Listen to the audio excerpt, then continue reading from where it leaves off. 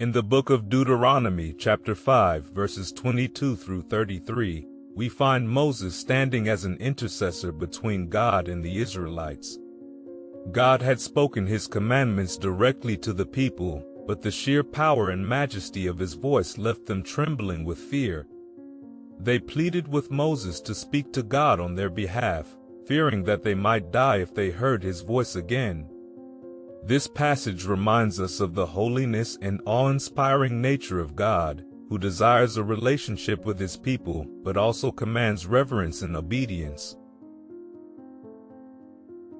Moses, in his role as a mediator, reassures the people of God's love and his desire for their well-being.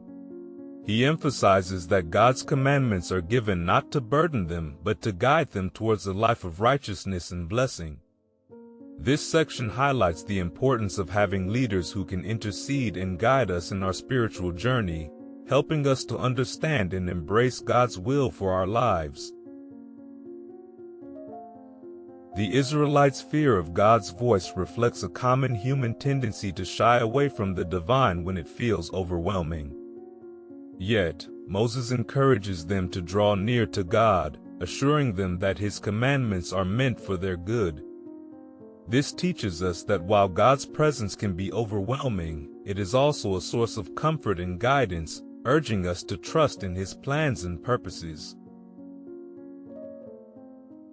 Moses conveys God's message that obedience to his commandments will lead to prosperity and longevity in the land they are to possess. This promise of blessing is contingent upon their faithfulness and commitment to God's ways. In our lives, this translates to the understanding that aligning our actions with God's principles brings about spiritual and sometimes even material blessings. In conclusion, Moses' intercession and the people's response serve as a powerful reminder of the need for faith and obedience in our relationship with God.